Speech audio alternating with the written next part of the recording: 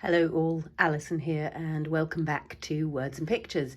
I'm sort of halfway through thinking about what I'm doing with what's on the desk today. I've got some of these gorgeous new Forgotten Garden stamps from Tim Holtz.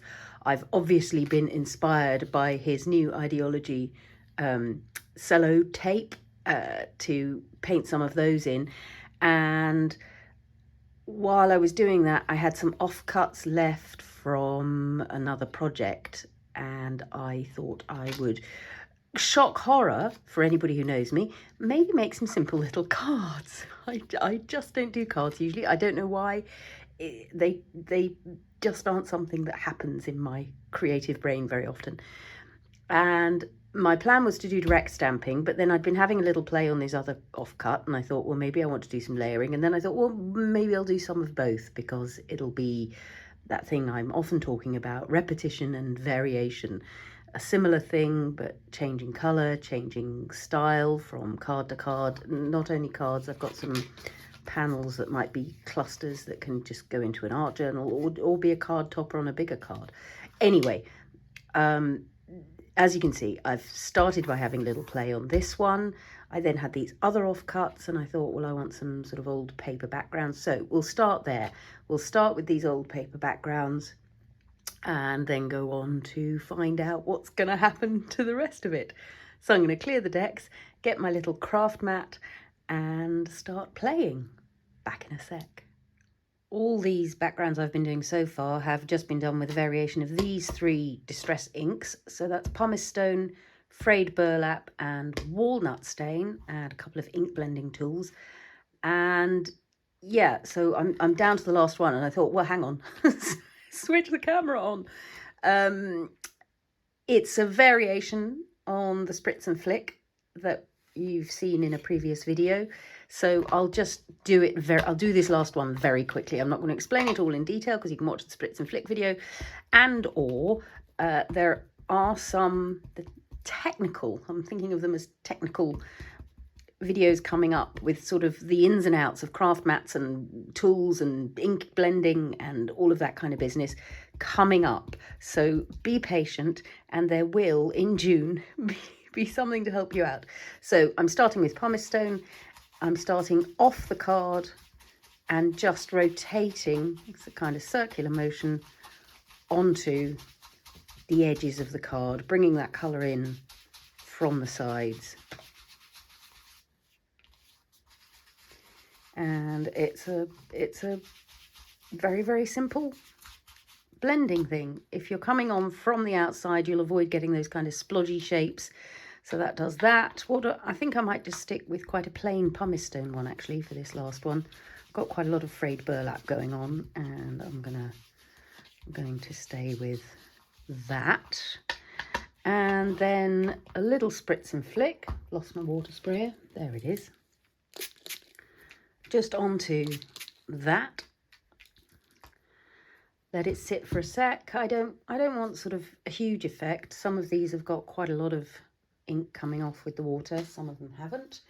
I might give it a quick blast with the heat gun to just encourage that kind of sense of drying, and then it's just down with a piece of paper towel, and you can see that's picking up some splotches to get me those lifted ink patterns, just giving me some slightly aged paper. And then the variation I'm talking about is I'm then going to just smoosh some ink onto the mat a little bit. I've got my scrabby, really messy old brush that got all splayed out, dipped it in some water, going to pick up some of that ink and add it as kind of ink droplets. I'm just tapping the brush. It's pretty random. I'm sort of aiming for the edges, but not entirely. I want a little bit in the middle. Then again, I let that sit for a beat or two so that it gets a chance to sink into the paper a bit. I might give it a quick blast again with this. And then I'm going to leave some of those drops alone, but others I'm just going to dip down into, and then I get a nice sort of ring of ink. So it's just about getting different colour variations, which gives you that sense of depth in the background. And if I wanted even more colour variation, then I might pop a touch of walnut ink. So far it's just been pumice stone. That's again just dipping the brush in the water, get nice puddles of ink, and that I will try to keep right to the edge. Looking at this one and thinking I quite like some on there as well. So I'm still keeping an eye on the other things that are lying around the craft desk. Again, let that dry for a sec. On an ordinary day, I would smoosh something down into those ink droplets and make the most of them. But with the camera on, I'm just going to get on with things. There we go. And then if you want a bit of extra edging, this time rather than sliding onto the mat, I'm going to tug away from the card. And this is the ink blending brush that's just got a bit of walnut stayed on. And that's just giving me an edge right at the very creases of the card, the edges, and that gives you a slightly different kind of inking effect. It's also putting a bit more ink on at a time. So simple as that. And as I say, there've been various colour variations. That one's got a bit more frayed burlap on, that one's got a bit more walnut stain on, that's a mixture of all three. So that was pumice stone, then frayed burlap over the top of that, then walnut stain over the top of that. So you can see you can get a really nice sort of just inky old paper appearance. So I think the next thing is I'm probably going to do some direct stamping, and I might take one of these panels like so, and I might take one of these cards, two of these cards, maybe three of these cards. I'm going to aim for some layering, and I'm going to aim for some direct stamping, and I'm going to vary that across these. And then for the stamping, what I've been doing on these is I've stamped in Archival ink.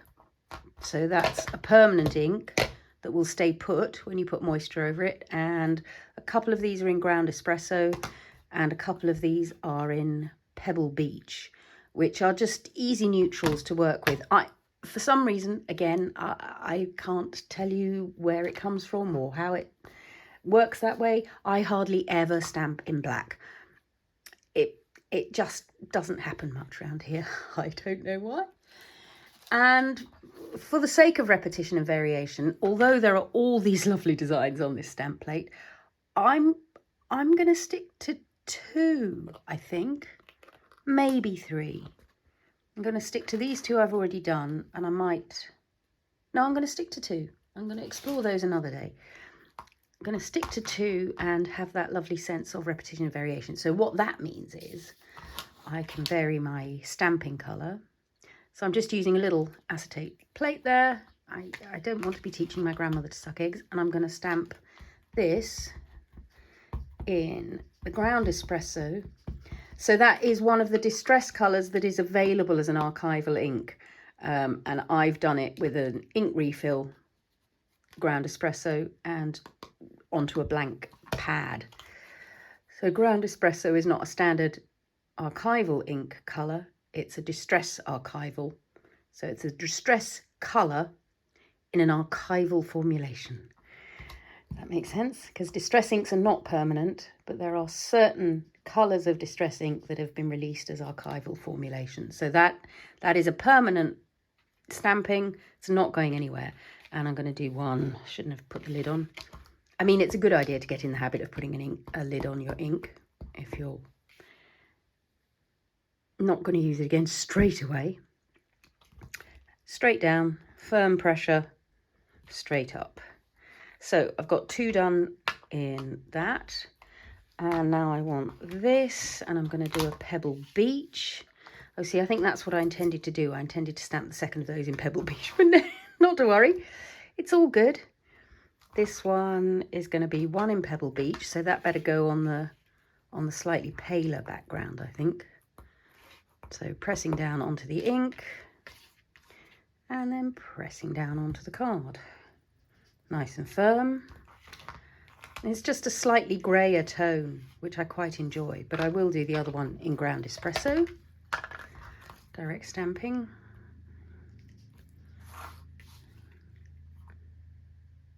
Straight down and straight up. And then what I've been having a play with to get the look of this sellotape, I'm so tempted to say, because it's spelt with a C because of the brand name, I find myself very, very tempted to say cello tape because I'm, you know, musically minded. So the colours I've been playing with for this are scattered straw and wild honey to get this aged tape. And it's, again, just a little bit onto the mat and a little bit onto the mat. So wild honey is a lovely, rich, golden yellow. Scattered straw is lighter. And for this, I've been using a water brush and giving myself at one side of that ink a little spritz of water. I might try and zoom in a little bit, forgive the wobbles for a moment. There it is, and it's going to wobble. So there's a little spritz of water at one side of the ink, but I've left some of the ink available to be strong if I want it. And I'm going to start with quite a watery mix of the scattered straw and just pop that down. So that's just my sort of starting layer. If I feel like there's not enough of it, I'm going to put a bit more in. Well, now maybe that's too much. And this bit down here hasn't aged quite as much, so I'm going to put a little bit less. And then I might start one of these over here with some watery wild honey. So it's aged slightly differently, or it was a cheaper make of tape to start with. And over here.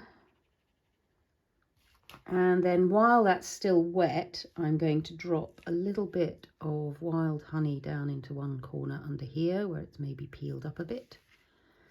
And one bit of wild honey under here where it's right at the edge. And then I'm just going to let that spread out by itself. I'm going to let it do the work. Let's pop some, I kind of like the scattered straw as the base colour, I think. Quite like that, that works. Move that out of the way so it's not in the light. And then I quite like the wild honey as the accent. So that was very yellow tape and it's a bit too yellow for my liking. So I'm just going to use the paper towel that I've got sitting here and knock it back a little bit. And then take some wild honey around this edge. Wild honey around this edge. The ink underneath has dried a bit now, so that's not spreading out in quite such a satisfactory way. So when I come back in to do some more on this one, I'm going to do a very wet layer again first. So that then when I put in some extra ink, it's got moisture to move into. Around the bottom there. And then I think we'll have, let's have the scattered straw again. But quite watery. So you can see I'm sort of choosing whether to put it into thick ink drops or to put it into the watery droplets. And according to that, that will tell me how much pigment I'm going to end up with, how dark what I'm using is going to be. So that seems pretty good to me. I'm going to let those dry so that I can then put the green on. I could use the heat tool, absolutely. But I'm thinking I might just do something else in the meantime, because why not? So again, I would ordinarily smoosh that up onto something and make the most of it, but I'm going to move on. So I almost always have some gessoed book pages around. They've just had a wash of gesso over the top. You could do it with white acrylic paint if you want, just because I love them as an element in some layers. So what I'm thinking with these is maybe a scrap of torn book page. So I'm just going to a scrap of torn book page, maybe in that direction. Just going for an approximate teardrop. So that's going to be one layer on here. Let's maybe make the next one a slightly different shape, a bit rounder. But again, I'm quite enjoying that random jagged edge there. So that one's going to go there. And then, of course, you know what I'm going to do. The next one's going to go in a lower corner. So let's just see. As I was gessoing, I noticed that this has got lots of stuff about instruments of torture. This is A Tale of Two Cities that I've torn up here. Sorry, Charles Dickens. I've got it multiple times, so I'm kind of all right with ripping it up. And then the choice is going to be, that's a bit too lumpy for me, so I'm going to take some off. That's a bit better. Choice is going to be whether I ink the edges of this in that way that I did. And at the moment, I'm inclined not to. If I ink the edges, it'll make that very, very defined. Whereas what I sort of want is I want it melting into the background. And before I change my mind, I think I'm just gonna glue them down. I will use my usual. I was gonna use some Distress Collage medium, but it's on the shelf in front of me, and I'm gonna have to reach across the camera to get it. So this one's right here, so I'll use this one. So I'm just going to pop that down. I tend to like my book pages so that the book text stays upright. Yes, and the other thing is if I use collage medium, the chances are I'll get a really smooth application and it'll all stick down nice and smoothly. Whereas what I quite like is that extra bit of texture from the bumpy glue, and B, from it not being quite glued down at the edges. I like that sticky upness. That's an official technical term, sticky upness. That's how they refer to it in the highest artistic circles. And that one's sort of in a down there kind of way. And then it's going to be a question of cutting out. It's not my favourite thing to do. I seem to end up doing it quite often, given it's not my favourite thing to do. But I'm gonna do quite a loose cutting, I think. I don't think I'm gonna go for deep, perfect, fussy cutting. I'm gonna go for quite a sort of impressionistic trim. Partly because, as you can see, I've done some loose watercolouring with my distress inks up there. We're about to get onto that with the others, so you're going to see that in action. And I want to see what it looks like, at least, to preserve that. I might in the long run cut it off if I don't like how it looks. See, there's this patch here and I'm already thinking, don't really want you.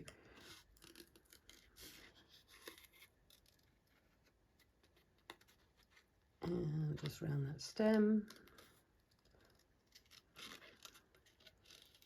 One of the great things, and I can't remember any longer where I picked it up, I'm sorry, was the advice to move the paper, not the scissors, when you're cutting. And that sort of changed my fussy cutting life, because it did somehow make things easier. I'm thinking that's going to go something like that, or like that. Yep. So that'll be there. These, I think, are probably dry, at least dry-ish now. So let me show you what I got up to there. So this was mostly, I've got various greens here. I've got peeled paint, which is very often my go-to green. It's got that kind of summery sunshine green tint to it. Mowed lawn, which is pretty full on. I've got bundled sage, which is a lovely soft one, and shabby shutters, which is a real sort of acid green. And again, all I'm doing is popping a little smoosh of that onto the mat. I've done that the wrong side, haven't I? I'm going to be constantly going across what I'm painting. And then again with the water brush. So we're now back on the direct stamping here. I'm again giving myself the option of a watery spot and a not watery spot. And I'm going to be very loose about this. I'm not going to try and colour precisely those little tiny spaces, because the distress ink is translucent. So I'm not going to lose the delicacy of the image underneath. By the time that's dry, you'll be able to see again. And then what I kind of like is just that sense of the colour spreading out from there. So I can do that with a bit of spatter. So again, this is the mucky spatter brush. Just taking that there. Where I am going to try and be more precise, this is the Pentel water brush. It comes in a set of 3 successively broader brush tips. So the dark lid is the smallest, the middle lid is a medium-sized tip, and white one is a broad one, as long as you remember to put the lid back on the right brush, of course, that's true. So I'm working with the finest of the tips, and I'm just going to pick up some of that strong ink without the watery blot and just take it onto that stem. If I'm seriously barely touching it to the paper. This is where we discover whether my yellow ink is quite dry or not. If it's not, that green is going to spread out into it and look rather silly. But it was dry enough, and as you saw, I caught a little bit with the paper towel to just stop it from spreading. So that stem, you can see underneath the sellotape. Simple as that. Very straightforward, very easy, no perfect colouring skills, none of that. On this one, I think we might want a bit of maybe some bundled sage into the mix. It's a very soft green, so I sometimes give it a bit of extra kick with a bit of peeled paint. Mix that up. And again, I'm just going to be quite impressionistic. In fact, I really like this one with it just spreading out. I really like that sense of, oh, it's blowing in the wind. It's sort of not quite in focus because the sun's too bright. And then I am going to be precise down through this stem. Catch that bit there. And again, I'm barely touching it to the paper. Again, my yellow's not quite dry. So again, paper towel to the rescue. I might allow myself a little bit more mowed lawn into there. And you see immediately that that's got a brighter, crisper kind of greeniness to it. And now that those have spread out, I can come back in and draw a bit more attention to these stems here. Yeah, quite like that. Soft and easy. Shall we do one more together? And then I'm gonna maybe cut ahead so that we can have a look at some finishing touches.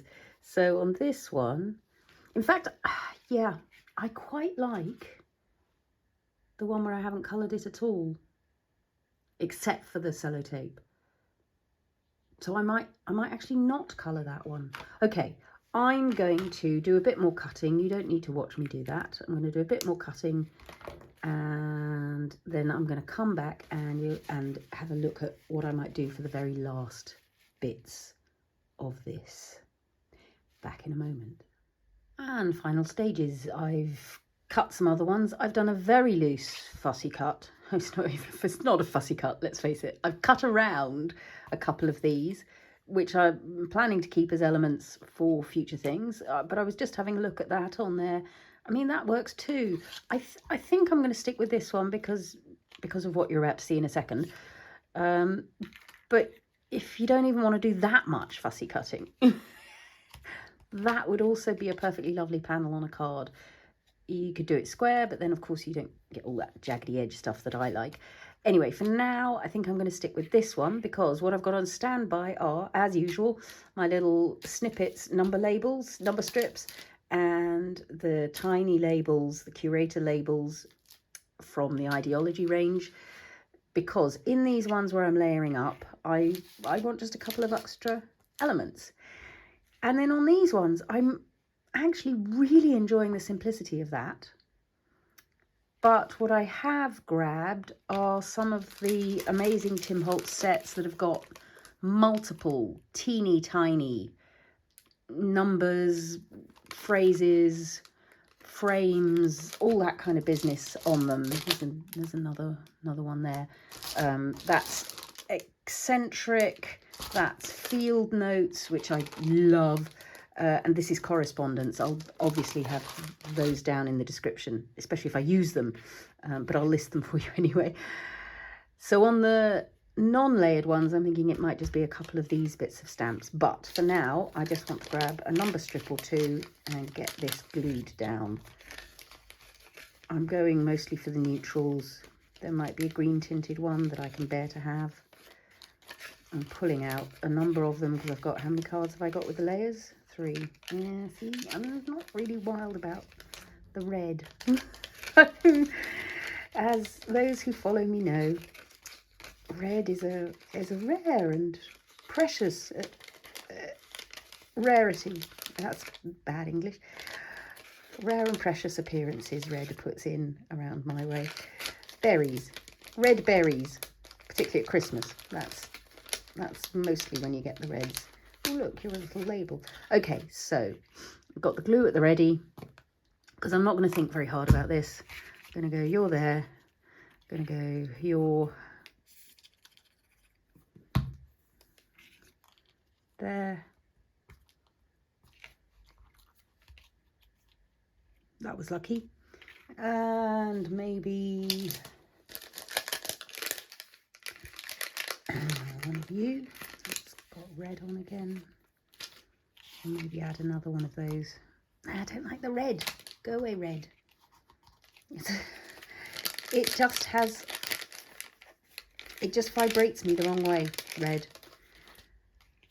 You'll maybe have seen my flip through of the Big Dilutions art journal, where every time I open it, that red colour just does something in my brain that is really deeply unhelpful. Actually, I'm thinking again about that. I don't like the brown of that with the delicate green one. I like the brown with that brown uncoloured one. So that's going over there. I want something lighter here. Thank you for falling out of the top. You're perfect. You're exactly what I want. Just kind of attached to that one. And then one of my favourite things to do, just to get a little bit of extra texture with something like this is just a roll of thread. I'll snip it off. I'll put it down. I might put a little dot of glue in various places just to help it decide to behave. But then, yeah, thank you for demonstrating how that works. This is where I get nice gluey fingertips, but then mostly what I'm going to do is glue down this over the top to hold that thread in place.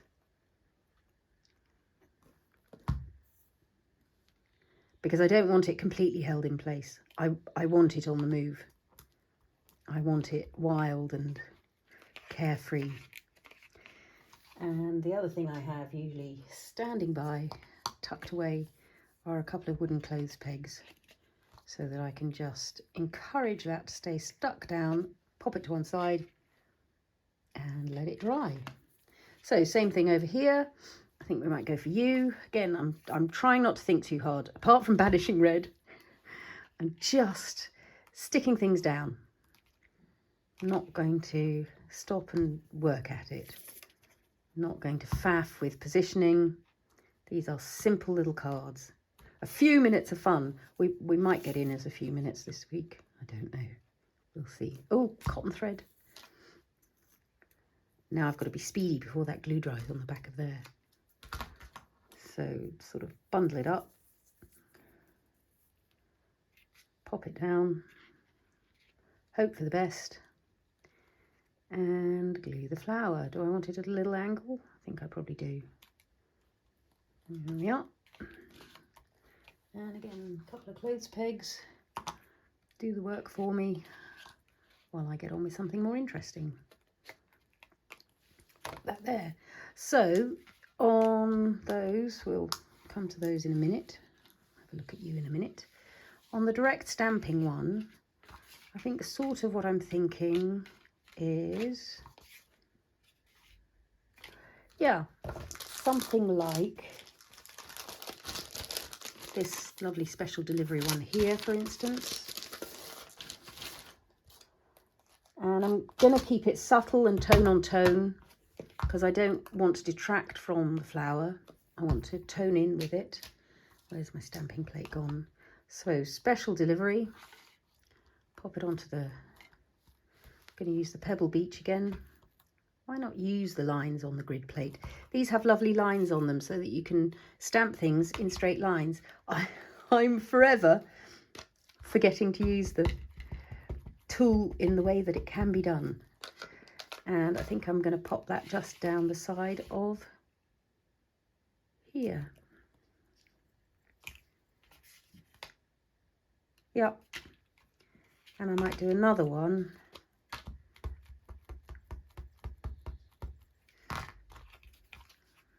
Does it fit? Oh no, it doesn't quite. So let's go up the side again. But you'll notice I've gone up the other side of this one. So that variation, repetition and variation. I know I go on about it, but it's the thing that gives me deep pleasure. That sense of something familiar but in an unexpected position, something I've seen before turning up in a different colour. It's what gives my eye. So I'm into field notes now, and I'm going to use this postmark. So I've got a round element going on, and I think, well, actually, should we do that? We'll do that in ground espresso, I think. Certainly on this one, we'll do it in ground espresso. Down and up. Ooh, yes, I like that. On this one, I'm sort of tempted to do it in peeled paint. It won't be permanent, so I'll have to be careful not to get it wet. Do I want it balancing? I'm going to do a partial stamping, falling off the edge, as is my won't. And then I think I want the leftover bit up there. So a secondary stamping gives you a much paler image, which is actually rather nice. I'm sort of tempted to create the same over here by doing that secondary one onto the mat and then there. So easiest way to get a secondary stamping if you don't happen to have another tag to hand. And that was Archival, wasn't it? Not to worry, it'll still come off because this is a silicone mat. Yeah. See, it's just giving them that little bit of extra detail, which is charming. What should we do on these? Maybe a slightly bigger, maybe a number on these ones. I like this 05713. So, what colour? Pebble Beach, I think, over here. So again, we don't want to detract too much from what's already going on. And I think maybe you could take ground espresso, because this one's a bit dark around the edges, because it's had that walnut stain detailing. Up the side of there, I think. And then maybe another, got a slightly larger postmark in the correspondence one. So it's correspondence and field notes are the two I've used so far. And again, I think I might be tempted to go with a green for this one. Partial stamping, it's upside down, I don't care. And then a little bit over this side, up here. There we go. So that one's just a panel for sticking on something else. This one definitely doesn't want to be green because it's not coloured in. So I don't want to go green with you. I want to go... I'm going to stick to Pebble Beach for this. I'm going to stay minimal so that the only spot of colour on this one is going to be from that sellotape. You might get it the right way up this time. There we go. And that sort of needs something else going on up there. So I'm going to have another look. I'm going to have a look for another little stamp. And maybe go with...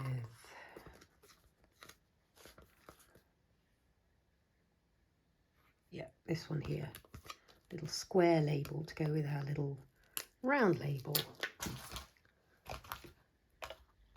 And that one I think might go as far as going into ground espresso. Ooh, pushing the boat out. Which way up? I think maybe the right way up is what we want. So, yeah, very simple, but just a delicious extra. And I do like that, so I think I'm going to add it over here as well. Repetition. But this one is going to be down in the bottom. So it was up in the top, now it's down in the bottom. And do we want anything extra on there? Maybe something teeny. Little label. Ooh, look, what's this? That's got quite a lot of writing. Maybe these little numbers? Maybe... I quite like the way it says stamp. Stamp. It's already got numbers. I don't think I want another number on there. What have we got on here? Oh, maybe that's quite nice. Look, with a little grid on it.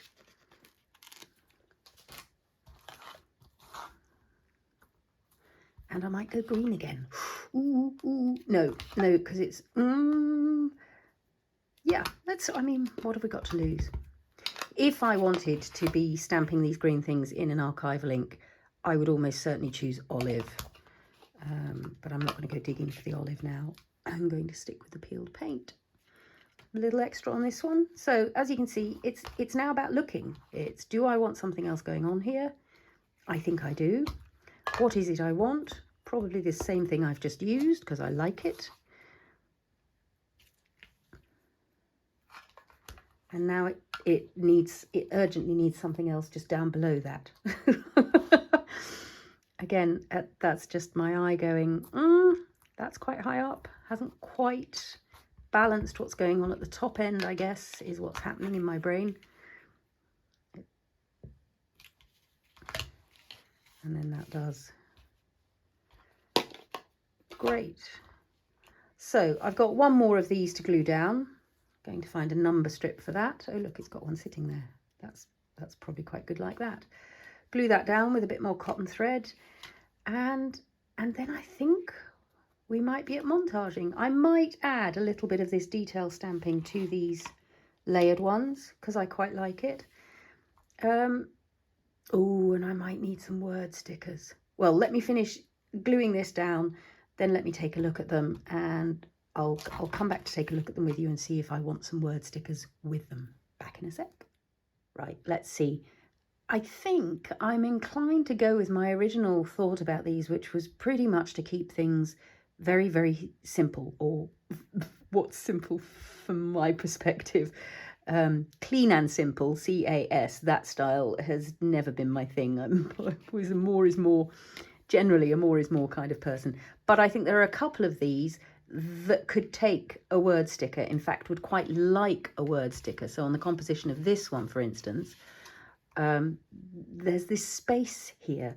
So I've grabbed the clipping stickers, which are genuinely taken out of books of various print sizes, font sizes, colours of old pages. So they have that found poetry feel of just happened upon this, I want that one. Clearly I've tried that on a project before and stuck it back down, decided it wasn't going, but I think today, oh, if it'll come off, that's because I probably popped it in with a, oh no, here it comes. It's the backing bit that's stuck. And because I have glued it down before and then unglued it, oh, have I lost my TH? No, it's there. I'm going to use a bit of glue on that. And that's just going to go right across the stem. Hopefully I've got the TH. Slightly torn off the back, but I think it's just the backing. I think all the words are there. Every road should have a path. Yeah. And then the other ones that I think, certainly this one feels like it's got some space on it, wouldn't we say? So I'm just having a look again. And voices soft and sweet. I quite like the idea of the slightly darker colour on here. Here's a beautiful crown. The big moon shines in the sky by the light of the moon. That's no good. It's daytime. Flowers out. She dreamed beautiful dreams. That's too big. Do all the good you can. Having said I like the dark one, the words I want, I think, are these ones here. Every detail of their journey, or there is a strange fascination, quite like that. All orders promptly attended to, beg your pardon. It's because I was on to the next, I was reading the next thing. Maybe it is a beautiful crown, because there is a sort of crown shape to that flower there. You promise never to leave me. Go wherever one wishes. There it is. Well, that's going on one of them anyway, maybe not this one. Go wherever one wishes. Where is it? Where does it go? Does it go down here? Or does it go across the middle? That's a bit bold. Does it go up the side? Maybe it doesn't go here at all. You've got to be ready to look and change your mind. Nah, it's not doing it for me. Does it want to go on any of these others? Don't want to go on that one. Oh, maybe it wants to go on this one that's gluing over here. That's probably glued enough. No, see, that's got enough going on, and that's quite nicely balanced. Does it want to go here? Go wherever one wishes. Maybe it's this one. Line it up with the edge of there. And that is going to need some glue on it. No, see, I think I'm right about them needing the dark on these plain ones. Maybe over here. Ah. No, too much. It's too much. I've got myself into a clean and simple kind of mode, but I do want one on there because there's just to take me by surprise. Yeah, maybe that. Sorry, on and off camera because I'm thinking. To take me by surprise, and I'm not going to think about this one. I am going to let it take me by surprise. Little dot of glue and let it go down where it needs to go down. Yeah, yes, see, it's about the dark colour on that. So that's 2 that have got words on. Is there one more that wants some words? Maybe you in there, little stars. Promise me one thing. Went off bravely, just at the moment. Maybe we like that. Maybe we like just at the moment.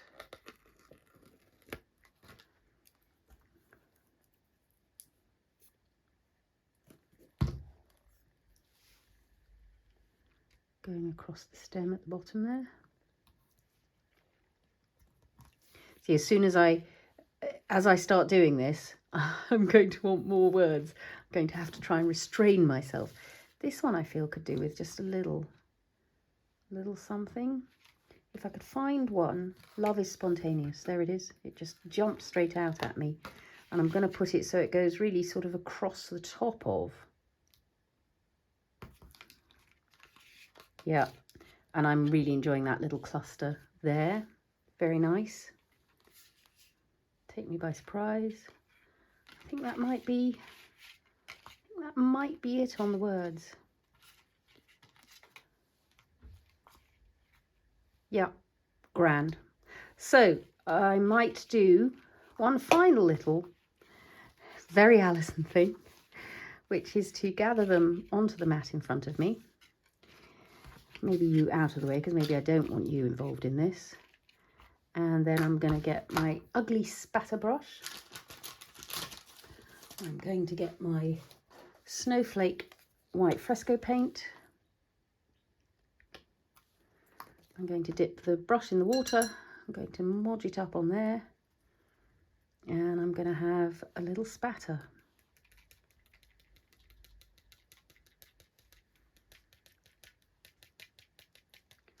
And some of them it's showing up on quite a lot. Others it's a really subtle, just final layer with some movement and randomness. Grand. So I'm going to let that dry, and then I'm going to zoom in for you with a little close-up montage as usual at the end. I hope you've enjoyed those few minutes of fun. I'm going to have to add up what we've done, find out whether it's a few minutes of fun or a few more minutes of fun. Either way, I had fun. I hope you did too. If you enjoyed it, do hit the thumbs up button. Leave comments, questions down below. I'll try to put as much information as I can in the description. And if you haven't subscribed, obviously I'd love to have your company on this journey full time. Thanks so much for watching. Hang around to see the little montage at the end, and happy crafting all.